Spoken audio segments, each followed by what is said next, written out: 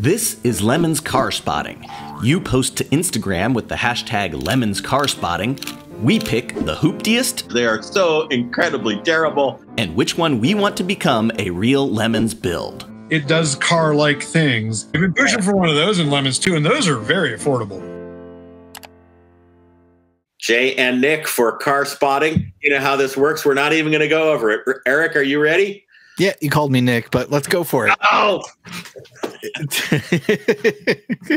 Well, let's just roll with it. Everything's fine. Okay. All right. So here's how this works. You spot your crappy cars, blah, blah, blah. We talk about the one that is the crappiest and the one that is the one we want to most see in Lemons. Patented way of choosing that. This is the car that is hooptiest. This is the car we want to see in Lemons. Jay, tell me when to stop. Stop. Left hand is up. Jay will be picking the car that we would most like to see in Lemons. I will be picking the hooptiest car in this particular set. Let's get going. Okay. What do we have for starters? Well, all right. We're off to a rolling good start. And I would point out, I do not think that that whole differential suspension came from that 300ZX. Seems unlikely, although there are clearly many problems with the car as the rear wheel is towed out about 9 degrees. So yeah. These were pretty great cars in their day. I drove them around as a new car journalist, and I really liked them. The turbo was spectacular. The non-turbo was pretty good. They make excellent Lemons cars. This one's beat to hell. I don't know what else to say. Yeah, the engine bay will take your fingers as you're working on the cars, but so will most cars. Not really. Yeah, no, it's definitely a bento box engine bay in that thing. It's, and I do remember when they were new cars, you would open up particularly the turbo, and it's just a flat mass of perfectly fit together parts. You can get your finger in only to get it cut off. Correct. Yep. All right. What's next? Let's see. Oh, wait, hold on. I don't know how to run one there. Don't know how to run the tools, and that was one of the best ones of all. Oh. It's the Nippon Dream van right there. That's right. That's the Previa precursor. I don't know what that. Did they just call this the van in the United States? I think they just called it the van. I don't know. How come we haven't had one of these running Lemons? I think I already have a candidate for mine. Well, I mean, we have. In theory, the Speedy Cop's airplane was underneath one of these, wasn't it? One of these? Maybe not the same though. I mean, this would be pretty spectacular with like the cardboard cutouts of all of the children in soccer uniforms. Yeah. Would be pretty good. I mean, all vans are great in Lemons, but the forward control van has some safety concerns. But otherwise, man, just look at that thing. Yeah, what could possibly go wrong? And I will point out that our broadcasting provider being what it is, I actually no longer have the option to have all three things showing at once. So I'm just going to keep moving on here. And all right, we got now. There we go. We get a lot of these Chrysler minivans, and for good reason, because they're incredibly terrible. And they made 8 million of them. And we have some of these in Lemons, and they do incredibly well for what they are. For what they are. I mean, there's always some amount of hedging with any Chrysler product. Yeah, but, yeah, exactly. Well, and what they are is always a K car, comma, with ... And so this is just a K car with a little more wheelbase and a lot of stuff above the belt line. Yeah, just extra heavy and one fewer door, basically.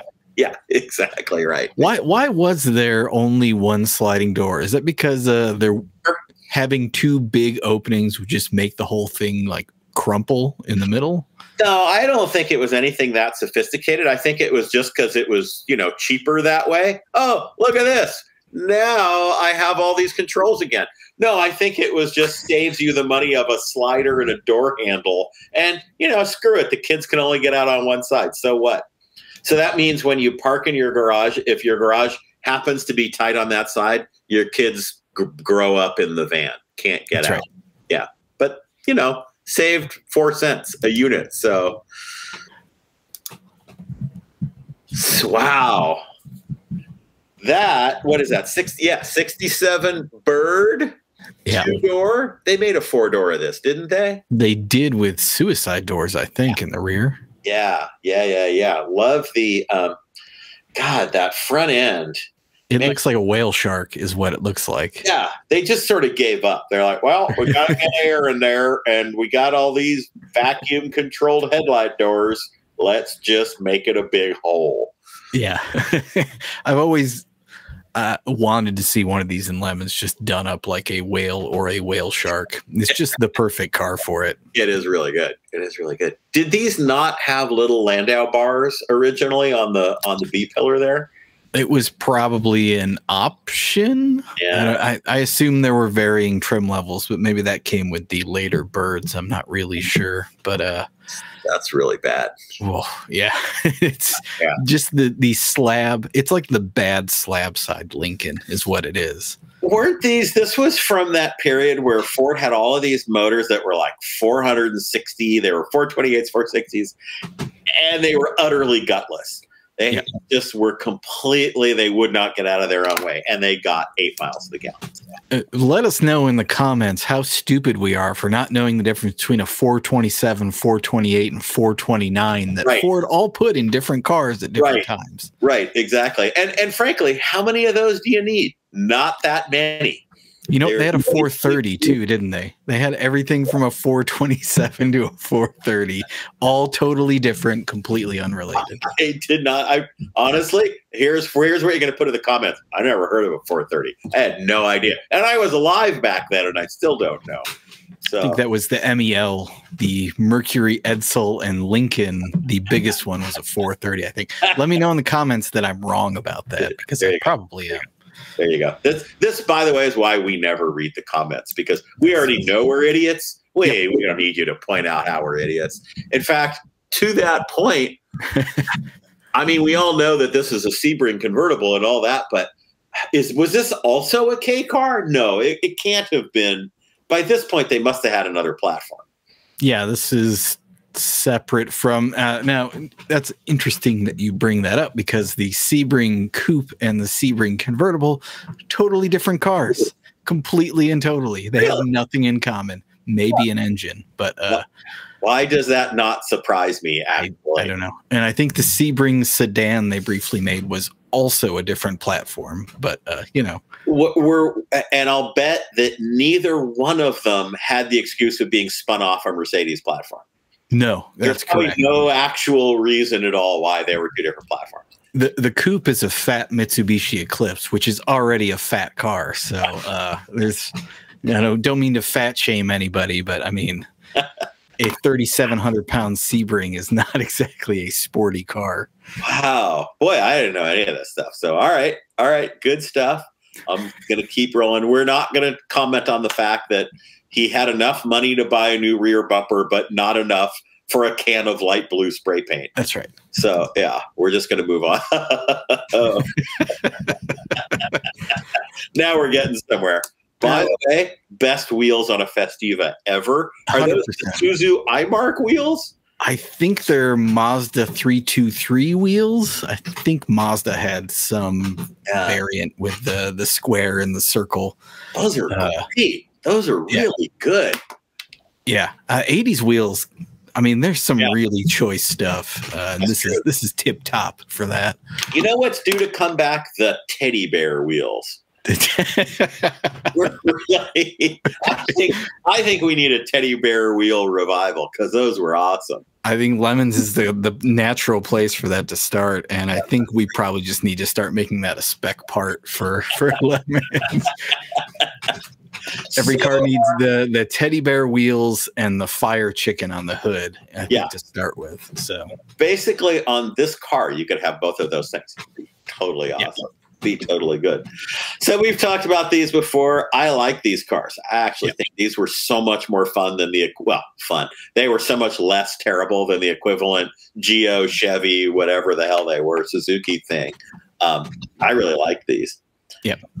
They have a following, which is so odd, But so when you were were you a journalist when these were being sold? And if so, is this the kind of car they wouldn't give you as a press loaner, even if you begged them? Well, no, actually. So this was kind of the very beginning of when I was doing a lot of that stuff.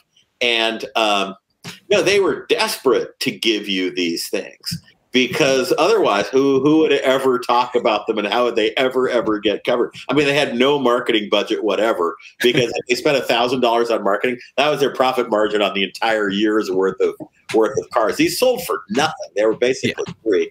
And so, no, you couldn't get out of bed without 4 of these being delivered to your driveway, and they were great. They were great. The thing that most automotive journalists, when I was growing up, I'm proud to say I did not participate in this, but their game was always, can you use every molecule of hydrocarbon in the fuel tank and deliver it so that the poor bastard who has to pick it up, who works for a living, runs out of gas as he's driving down your block? I didn't do that, but guys used to talk about how they could drive this thing to New York and back in the press fleet, and they still would not be able to run it out of gas before they were done. So pretty great cars. Pretty great cars. Let's see. Anything else you want to say about that? Good wheels, good car, nice shape. What more can you want? It's the quintessential 90s color there, too. Yeah, exactly right. Exactly right. Okay, well, this is the Midwestern special. Oh, man. Look at the pricing. I like how the J car is cheaper than the Lumina there. That's right. So that's a Lumina Euro. Somebody commenting says something about a Z34, which this isn't, which had the twin overhead cam head that they put on the same 60-degree block that was in everything. God, these things. Is the Euro, is that for European or urology? It's really easy to cut the E off of those badges. So I don't know. This is just the most General Motors thing in the world. That is, if we put some blackout trim on it and a Euro badge, it will compete with the BMW 3 Series. Well, I hate to say this, but that's what Tesla is doing now. I mean, they're now just making the exact same goddamn car that they've made. It's a great car and all, but they've made for now 10 years. Shiny chrome. If I paint that black, it will be like a new car. It's like, right, you guys, yeah. So you can't really blame. So the Euro is just blackout chrome and the little lip spoiler on the trunk. That's what makes it a Euro. Pretty much. There's probably some specific interior crap and a handling package, right, which just makes it understeer more, probably. Right. Yeah, right. And horrible cars. You feel the speed bumps more as you drive over them. Yeah. That's a really good twofer, though. You wanted to start a racing team. I mean, well, I like how it's this guy has his factory colors on the team. So, yeah, that's right. Burgundy scab is the factory color of the team. So, well, nice Mr. 2. These have gotten incredibly expensive, so I'm glad to see this one covered in slushy snowplow snow. Yeah. Do we have any? No, we have no concept what's under the other. What's under the other tarp there? Something with a wing. Yeah. Probably another one. Probably. People who own any MR2s tend to own 2 MR2s or one MR4, as we like to call it. Yeah. Yeah. I know Tarp Racing, our friends at Tarp Racing had an MR2 problem for a while, which meant that they had about 6 of them, most of them sitting outside with the sunroof open in Texas all year long. So, yeah. They have about an MR0 problem at this point. So according to Adam, in his comment, he says, yeah, the other one's an MR2. There's a third one in the garage, and he's only seen this white one run once under its own power in 8 years.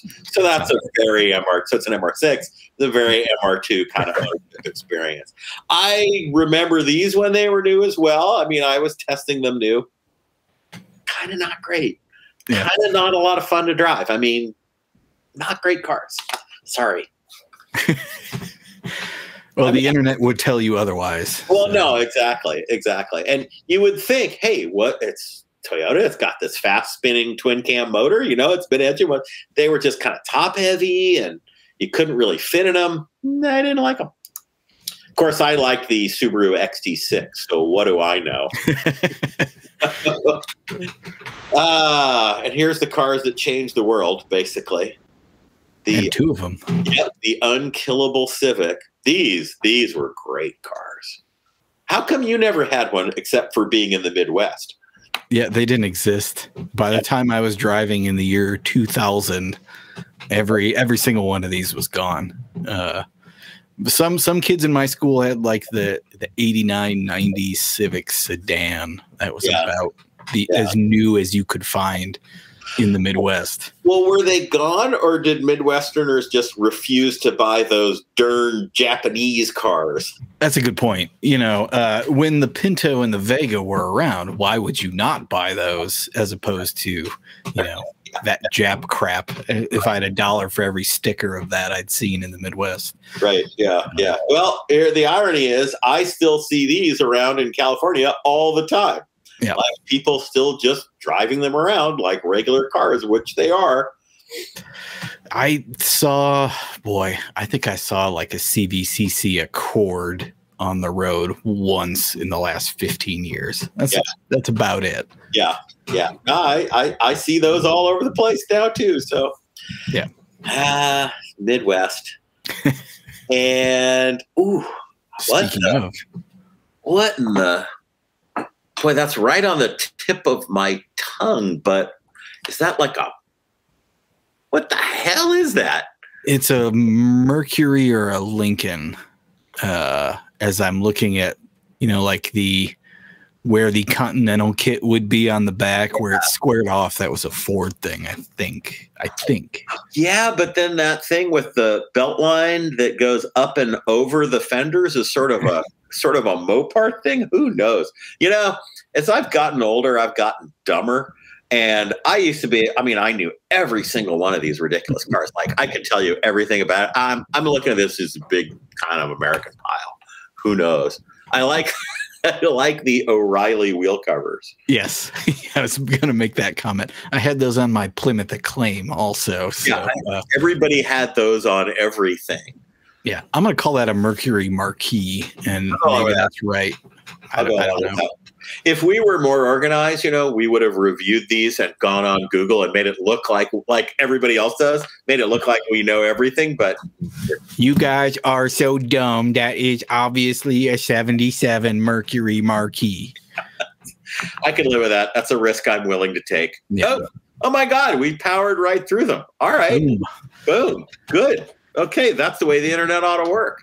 Yeah. So let's see. I'm Lemon's build. Yeah. Well, I know where I'm going already. Yeah, I'm going back. I picked it when I saw it. That's the Lemons build right there. If you took this Boxster motor, oh, dude, you would have something else. Pretty good. You know what the best part of vans in racing and Lemons and station wagons to a lesser extent is you can store all of your crap in it when you're not racing. No, that's true. And you can get it to and from the track. That's true. Actually, you can store all your crap for the track in the race car, drive it to the track, pull out the Easy Up and the tools, race. No, this is the way to go. I don't know why everybody doesn't do it. No idea. Yeah. No idea. Yeah. Hooptiest. For the Hooptiest, I'm going to go with where we started, which is the 300ZX that had been attempted to be repaired on the street somewhere in Chicago. That looks like it backs up to a highway. So this is probably on the north side, which is the kind of place where this usually gets your crap towed in about 4 seconds. So they found a fantastic little niche to just dump part of a car and an unfinished car.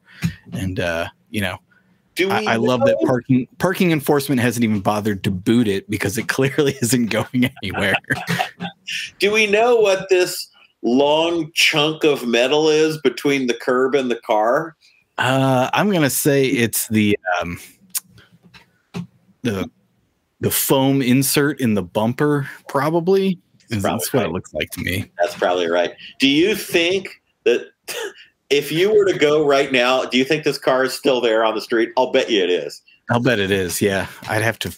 I mean, there are Chicago car spotting Facebook pages that could probably tell me in 2 seconds where this car is. Exactly where that car is. Yeah. Could be yours. All right. Well, I feel like we've been very efficient on this one. So let's not belabor it with a long, drawn out Lemon's car spotting. You see stuff out in the world that is worth us not knowing what it is.